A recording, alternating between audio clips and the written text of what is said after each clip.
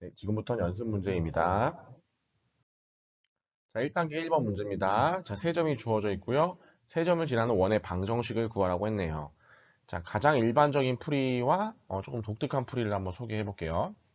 일단 세 점이 주어지면 여러분 삼각형이 유일하게 결정이 되죠. 세 점을 지나는 삼각형은 유일하게 하나밖에 없어요. 그럼 유일한 삼각형에서 우리가 세 변의 수직 이등분선의 교점은 뭐를 뜻했죠? 그렇죠. 외심을 뜻했죠. 외심. 자, 요걸 중심으로 하고 반지름을 꼭지점까지 거리로 하는 이렇게 원을 하나 그리면 얘는 삼각형의 외접원이 됐어요. 자, 이 말을 잘 생각해 보면 세 점이 주어지면 삼각형이 결정이 될 거고요. 삼각형이 결정이 되면 세 변의 수직 이등분선의 교점이 유일하게 될 거고요. 그 유일한 교점으로부터 꼭지점까지 거리도 고정이 될 거고, 그러면 그 외심과 반지름을 이용해서 세 꼭지점에 접하는 원을 그리면 그 원은 유일하게 결정이 될 수밖에 없어요. 그래서 결론은 뭐냐면 점 3개를 지나는 원은 유일할 수밖에 없습니다. 자, 그래서 이런 문제들을 이제 낼 수가 있는 거고요. 자, 첫 번째 풀이. 이거는 교과서에 있는 풀이로 해볼게요. 자, 세 점을 지나는 원의 방정식을 구하라고 했는데, 자, 세 점을 지나기 때문에 원의 중심은 얼마인지 모르겠지만 중심을 P라고 하고 x, y라고 하면 P에서부터 A까지 거리, B까지 거리, C까지 거리가 모두 같겠죠. 그래서 선분 AP의 길이와 선분 BP의 길이가 같을 거고요. 그리고 선분 BP의 길이와 선분 CP의 길이가 같을 거예요. 그래서 점과 점 사이의 거리를 이용해서 각각의 선분의 길이를 구한 다음 요 둘을 연립해서 연립방정식을 풀어주시면 중심을 구할 수 있어요. 자, 중심 x, y가 뭔지를 구할 수 있고요. 그러면 원의 방정식은 중심과 요 중심으로부터 점 A까지의 거리 또는 B까지 C까지의 거리를 구하면 반지름도 구할 수 있기 때문에 원의 방정식을 구할 수 있겠죠. 그 풀이가 교과서 풀이고요. 자, 두 번째 풀이로 저는 문제를 풀어볼게요. 자, 어쨌든 원의 방정식은 원의 중심과 그리고 원의 반지름을 구하는 게 핵심인데 원의 중심만 구하면 반지름 구하는 건 점과 점 사이의 거리로 어렵지가 않아요. 자, 원의 중심을 구하는 거 한번 생각해 보겠습니다. 자, 원의 중심 구하는 거는 우리 중학교 때 원의 성질에서 배웠던 거를 이용하면 쉽게 구할 수 있어요. 자, 세점 ABC가 있고 어떤 얘기를 우리가 사실 공부했었냐면 선분 AB의 현이죠, 현. 그리고 선분 AC 현이죠. 요 현에 수직이등분하는 선을 그어보세요. 이렇게 수직이등분. 그럼 요 빨간색 선 위에는 어딘가에 반드시 중심이 있다는 걸 배웠습니다. 중3 때요. 그리고 마찬가지로 선분 AC의 현에 수직이등분선을 그어가지고 생기는 요 빨간색 선도 역시 원의 중심이 어딘가에 있어요. 그런데 요 첫 번째 빨간색 선과 두 번째 빨간색 선은 둘 다 중심이 어딘가에 있기 때문에 반드시 이 중심은 여기가 될 수밖에 없어요. 여기까지 받아들일 수 있나요? 이거 원과 현에 나오는 단원에 나오는 그 내용이거든요. 그래서 현의 수직 이등분선에는 어딘가에 중심이 있다. 그 말은 두 현의 수직 이등분선의 교점은 원의 중심이 거기다. 라는 걸 알 수 있습니다. 자, 그러면 수직 이등분선 우리 그 7차신가요? 16차신가요? 그 수직 이등분선 구하는 거 배웠죠? 일단 기울기가 수직이기 때문에 기울기 구할 수 있고요. 그리고 A와 B의 교점, A와 C의 중점, 중점 다 구할 수가 있습니다. 자, 그럼 동그라미 1번에 그 방정식을 구해 볼게요. 먼저 이 점 A, B, A와 B의 중점을 M1, A와 C의 중점을 M2라고 하겠습니다. 자, M1의 좌표는 A와 B의 중점이기 때문에 좀 지저분하네요. 2분의 1, 2분의 5가 되고요. 자, M2는 A와 C죠. A와 C의 교점이기 때문에 더하면 마이너스 2분의 1, 자, 2 더하기 마이너스 1이니까 1이죠. 2분의 1 이렇게 M2의 좌표를 구할 수가 있네요. 자, 그럼 1번에 그 직선의 방정식 구하기 위해서 선분 AB의 기울기, 자, 선분 AB의 기울기를 먼저 구해 볼게요. 그리고 AC의 기울기도 한번 구해 보겠습니다. 자, AB의 기울기 1 빼기 0, 1분의 2 빼기 마이너스 2 빼기 3. 그래서 마이너스 1이니까 AB의 기울기는 마이너스 1일 거고요. 자, A와 C의 기울기는 1에서 마이너스 2를 빼면 3, 2에서 1을 빼면 2에서 마이너스 1을 빼면 3. 기울기가 1이네요. 그러면 동그라미 1번의 기울기는 선분 AB 기울기의 수직이 돼야 되기 때문에 기울기가 1이죠. 그죠? 그래서 y는 기울기 1이고 x-2분의 1 플러스 2분의 5. 즉 y는 x 플러스 2라는 요 직선의 방정식을 얻을 수 있고요. 자, 두 번째 동그라미 2번은 AC의 기울기가 1이기 때문에 요놈의 기울기는 마이너스 1이 될 수밖에 없고요. 그리고 M2를 마이너스 2분의 1, 2분의 1을 지나기 때문에 이렇게 정리하면 마이너스 2분의 1, 플러스 2분의 1 없어지겠죠. 자, 그래서 y는 x 플러스 2와 y는 마이너스 x를 연립하면 xy를 구할 수가 있어요. 그럼 x 플러스 2는 마이너스 x. 자, 2x는 마이너스 2고 따라서 x는 마이너스 1입니다. 자, x가 마이너스 1이면 y는 1이 되겠죠. 여기다 대입하시면 되죠. 여기다가. 네. 그럼 결국에 중심 P라고 할게요. P라고 할게요. 자, P의 좌표는 마이너스 1, 1이 되고요. 그러면 x 플러스 1의 제곱 플러스 y 마이너스 1의 제곱 이렇게 되고, 자, 원의 중심과 점 A까지의 거리를 구하면 되겠죠. 자, 1, 2까지 거리를 구하면 얘는 얼마가 나오냐면, 자, 1에서 마이너스 1 빼면 2죠. 2의 제곱이니까 4. 2에서 1 빼면 1. 그거의 제곱이니까 1. 그래서 루트 5. 이게 반지름이 될 거고요. 그놈의 제곱이니까 자, 이렇게 되겠습니다. 그래서 x 플러스 1의 제곱 플러스 y 마이너스 1의 제곱은 5 이렇게 되겠습니다. 자, 첫 번째 방법으로 풀어도 좋고요. 두 번째 방법으로 풀어도 좋습니다. 여러분의 좀 여러 가지 풀이 방법을 알려주기 위해서 두 번째 방법을 소개했다고 보면 될 것 같아요. 자, 2번입니다. 자, 방정식이 원을 나타내도록 하는 실수 k 값의 범위를 정하라고 했네요. 자, 일단 이렇게 일반형 형태로 나와 있는 경우에는 표준형으로 바꿔줘야겠죠. 자, 표준형으로 바꿔줘 볼게요. 자, x제곱 마이너스 2x 이렇게 먼저 써주고요. 1이 있으면 되겠다, 그죠?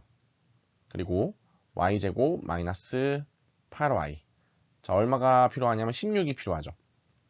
절반의 제곱이 필요하니까. 그러면 여기다가 플러스 1과 플러스 16을 우리가 더해줬기 때문에 마이너스 17을 해주면 위아래식이 동일하겠죠. 요놈과 요놈과 요놈이 사라질 테니까. 자, 그러면 앞에 있는 거 3개 묶어서 어떻게 되냐면 x-1의 제곱이 되고요.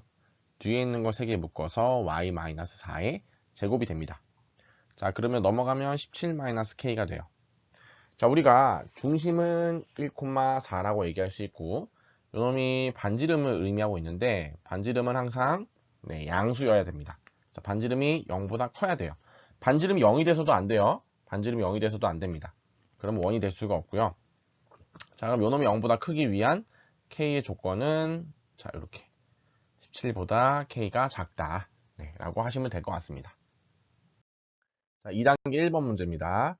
자, 두 원이 있고요. 두 원의 넓이를 동시에 2등분하는 직선의 방정식을 구하시오라고 했어요.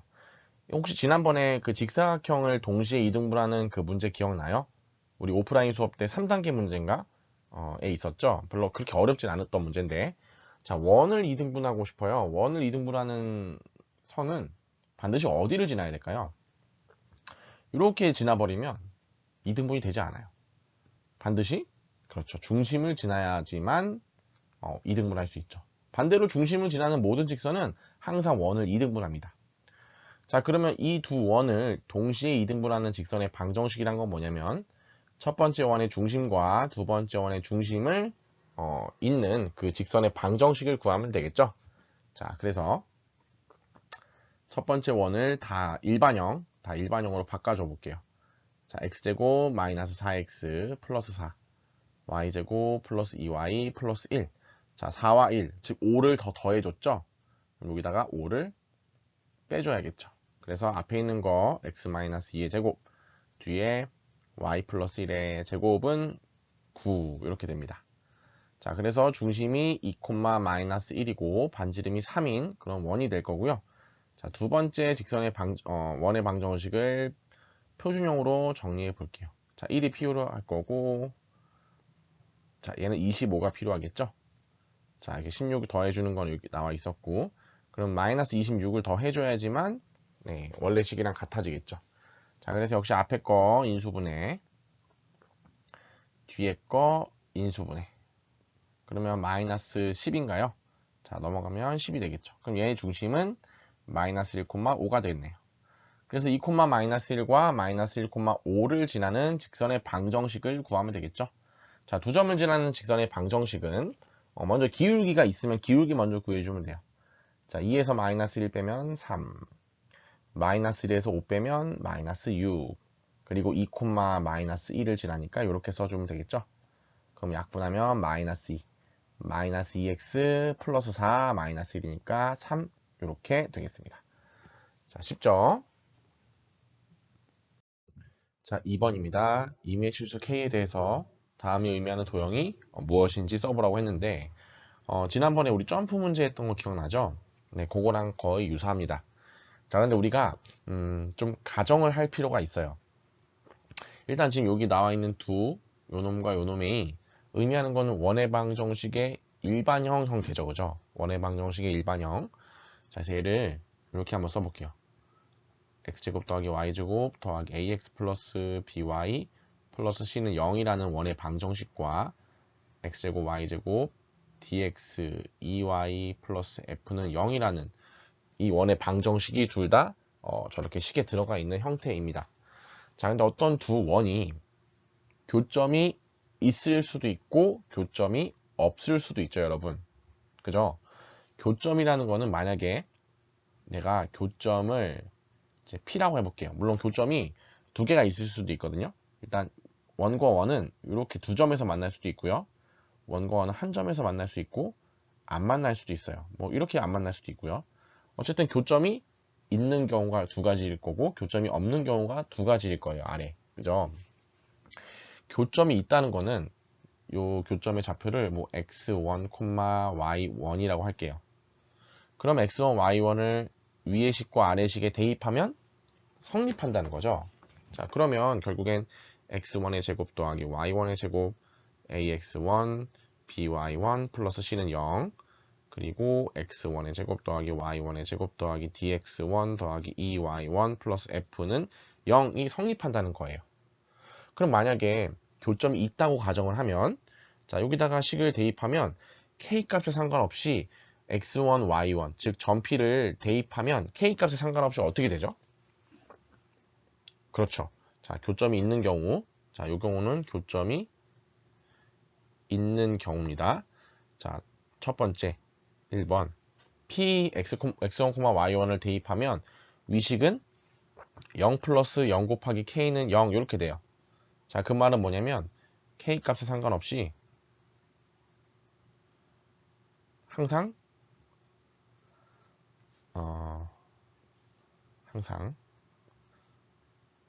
전피를 대입하면 성립한다는 건 전피를 지난다라는 거죠. 지난다. 전피를 지난다라는 겁니다. 자, 그런데 두 번째 경우 한번 볼게요. 자, 근데 우리가 지난번에 했던 직선의 방정식은 k 값에 상관없이 항상 요 식 자체 의미하는 게 동일했거든요. 자, 무슨 말이냐면 자, 요 식을 한번 보세요. 이 식이 만약에 여러분이 k에다가 마음껏 대입할 수 있잖아요. k에다가 1, 2, 3, 5, 7, 뭐 마이너스 20, 마이너스 200, 루트 3, 뭐 이런 거 대입했어요. 그러면 이제 동량들끼리 계산할 수 있겠죠. 계산하다 보면 항상 형태가 x제곱, y제곱이 살아있을 때도 있고 x제곱, y제곱이 사라질 때도 있어요. 자, 무슨 말이냐면 k가 마이너스 1일 때 한번 살펴볼까요? k가 마이너스 1이 되면 요놈이 마이너스 1이 되면 x제곱과 y제곱이 사라져요. 그죠? 그럼 남는 식이 ax, by, c, dx, ey, f 앞에 마이너스가 붙어있는 형태인데 계산하면 2창이 사라지기 때문에 뭐가 되죠? 1창만 남을 거고 직선의 방정식이 됩니다. 즉 k가 마이너스 1일 때는 직선의 방정식을 나타내게 돼요. 그런데 k가 마이너스 1이 아닌 모든 실수일 때는 x제곱과 y제곱 k를 곱하면서 kx제곱, ky제곱 앞에 있는 x제곱, y제곱 더하면서 이제 k 플러스 1 x제곱, k 플러스 1 y제곱 즉 x제곱과 y제곱 앞에 있는 개수가 동일한 그런 2차식이 됩니다. 자, 그런 경우에는 원이 될 수밖에 없죠. 그래서 k가 마이너스 1이 아닐 때는 원의 방정식을 의미하게 돼요. 자, 그러면 정리해보면, 자, 요 위에 있는 요 식은 지금 저기 문제에 나와 있는 요 초록색 동그라미 친 요 식은 점 P를 지나는데 교점이 있을 때를 가정한 거예요. 교점이 있을 때는 그 교점 P를 지나는 K가 마이너스 1일 때는 직선의 방정식이 될 거고요. K가 마이너스 1이 아닐 때는 원의 방정식이 될 거예요. 그죠? 근데 원의 방정식을 다 표현할 수 있는 건 아니고, 자, 요 앞에 있는 원의 방정식은 K가 0일 때 표현할 수 있지만, 뒤에 있는 요 원의 방정식은 K가 어떤 값이 되더라도 표현할 수가 없죠. 네, 그래서 원의 방정식인데, x제곱 더하기 y제곱 dx 플러스 2y 플러스 f는 0이라는 원의 방정식은 제외, 표현할 수가 없어요. k가 마이너스 1인 어떠한 실수를 대입해도 저 원의 방정식은 표현할 수가 없습니다. 그래서 그렇게 정리하시면 될 것 같아요. 교점이 있다면 직선이 되거나 원이 되거나 그렇게 되고, 이거 그림을 그려볼까요? 자, 그림을 여기다가, 자, 두 원의 교점이 이렇게 빨간색으로 되어 있으면 k가 마이너스 1일 때는 두 원의 교점을 지나는 즉 공통현이 생기죠. 자, 얘를 뭐라고 하냐면 공통현의 직선의 방정식이라고 합니다. 그리고 만약 k가 마이너스 1이 아닌 경우에는 뭐 이렇게 두 점을 지나는 이런 원이 될 수 있고, 이런 원이 될 수도 있고, 뭐 이런 원이 될 수도 있고, 되게 다양하게 나올 수 있죠. 네, 그래서 k가 마이너스 1이 아닐 때는 이런 여러 가지 원의 방정식을 나타내게 될 거고, k가 마이너스 1일 때는 이런 직선의 방정식을 나타내게 됩니다. 자, 한 점에서 만날 수도 있어요. 여러분, 한 점에서 만나는 경우도 있겠죠. 두 점에서 만나는 게 아니라. 자, 딱 한 점에서 만나는 경우는 역시 마찬가지예요. 이 한 점을 지나는 이런, 이런, 이런 무수히 많은 원이거나 아니면 마이너스 1일 때는 이 한 점을 지나는 직선의 방정식이 되는데, 이 직선이 접하게 돼요. 두 원에 동시에.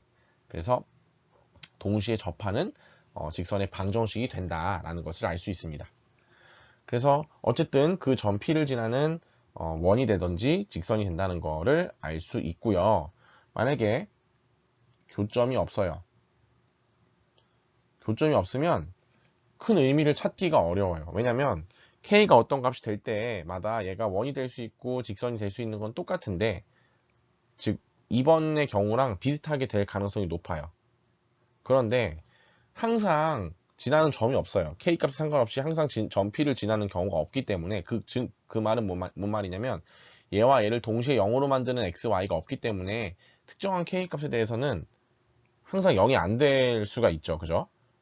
항상 0이 안 되죠. K값에 대해서. 그렇기 때문에 중구난방, 특별한 규칙이 없습니다. 그래서 교점이 없는 경우는 그냥 생각하지 마시고요. 교점이 있는 경우만 생각하면 될 것 같아요. 물론 교점이 없는 경우도 의미를 찾을 수 있지만 그런 의미는 딱히 시험에서 다루지는 않습니다. 그래서 교점이 있는 경우에 대해서만 K값에 상관없이 항상 점 P를 지나는 K가 마이너스 1일 때는 직선, 마이너스 1이 아닐 때는 원의 방정식, 이렇게 알아두시면 될 것 같습니다. 자, 3번 문제 풀어보겠습니다. 자, 3번 문제 좀 유명한 문제죠. 자, 일단 요 놈을 표준형으로 만들기 위해서 자, 이렇게 y-3의 제곱은 4의 제곱 이렇게 표준형으로 만들 수 있고요. 직선과 원과 위치 관계를 좀 알아보기 위해서 마이너스 1,3이라는 원의 중심으로부터 자 4x 플러스 3y 플러스 30이라는 요 직선까지 거리를 한번 따져 볼게요. 자, 루트 4제곱 더하기 3제곱이니까 25니까 5분의 자 마이너스 4 더하기 9 더하기 30이에요. 자, 얘는 얼마냐면 이렇게 계산하면 5고 35니까 7이네요. 그죠? 반지름이 4인데 거리는 7이었으니까 이 원과 직선은 서로 만나지 않는 그런 상태일 겁니다. 자, 그러면 원 위에 점 어떤 P가 있는데 P를 x, y라고 하고요. 이 직선까지의 거리를 점과 직선 사이 거리를 이용해서 이 거리를 계산할 수가 있습니다. 그 거리를 D라고 한다면 이 x, y에 따라서 D 값이 막 변할 거예요. 그럼 가장 짧을 때는 언제고 가장 길 때는 언제일까요? 자, 느낌이 오는 친구들, 자, 직관이 좀 좋은 친구들은 가장 짧을 때는 뭔가 이렇게 이 지금 주어져 있는 4x 플러스 3y 플러스 30은 0이라는 직선과 평행한 어떤 접하는 요 접점이 있겠죠. 만약에 P가 여기 있다면 요 길이가 제일 짧지 않을까요? 그렇겠죠, 그죠? 자, 언제 가장 길까요, 그러면? 언제 가장 기냐면 역시 얘네들과 평행한 자, 요런 상태일 때. 만약에 P가 여기 있을 때, 이 직선에 수선을 그었을 때 생기는 요 길이가 제일 길겠죠. 그쵸? 거기까지 알아냈으면 일단 굉장히 직관력이 뛰어난 친구고요. 그러면 요 접선의 방정식을 구해야 되는데 우리는 아직 그걸 배우지 않았어요. 그래서 그 접선의 방정식을 구해서 문제를 풀어도 되는데 그거보다 조금 더 간편한 방법이 있습니다. 자, 어떻게 하냐면요. 어쨌든 내가 지금 가장 짧을 때와 가장 길 때의 상태를 지금 알아내는데 어쨌든 접선과 원은 항상 수직으로 만납니다. 그쵸? 그러면 요 중점이 반드시 뭐가 있을 수밖에 없냐면 네, 원의 중심 마이너스 1,3이 있을 수밖에 없어요. 그럼 나는 지금 내가 구하고 싶은 거는 최대값을 선생님이 D2라고 하고 최소값을 D1이라고 해볼게요. 자, D1의 길이는 요 길이고요. D2의 길이는 요 길인 거죠. 자, D1과 D2를 구하고 싶은데 걔네들은 어떻게 구할 수 있느냐. 자, 원의 중심과 요 직선까지 거리를 이용하면 쉽게 구할 수 있어요. 즉 D1이라는 최소값은 얼마냐면 아까 이 중심으로부터 요 직선까지의 거리가 7이었죠. 자, 7에서 요만큼이 7인데 뭘 뺀 거죠? 그렇죠. 반지름 4를 빼면 D1이 나오겠죠. 그래서 이렇게 되고요. 자, 반대로 최대값 D2는요. 여기 점과 직선 사이 거리에 의해서 요 길이가 7인데 7에다가 반지름을 4를 더하면 길이가 나오겠죠. 자, 그래서 11 이렇게 되겠습니다. 그래서 최소값은 3, 최대값은 11이 되겠습니다. 물론 접선 구해서 직선과 직선 사이 거리 이용하셔도 되는데 그거보단 이 방법이 조금 더 간결할 것 같습니다. 자, 3단계 문제 풀어보겠습니다. 자, 세점 ABC가 주어져 있고요. 자, 이렇게 삼각형을 그려볼게요. A는 2,3, 자, B는 마이너스 1, 마이너스 1, C는 8, 마이너스 5고요.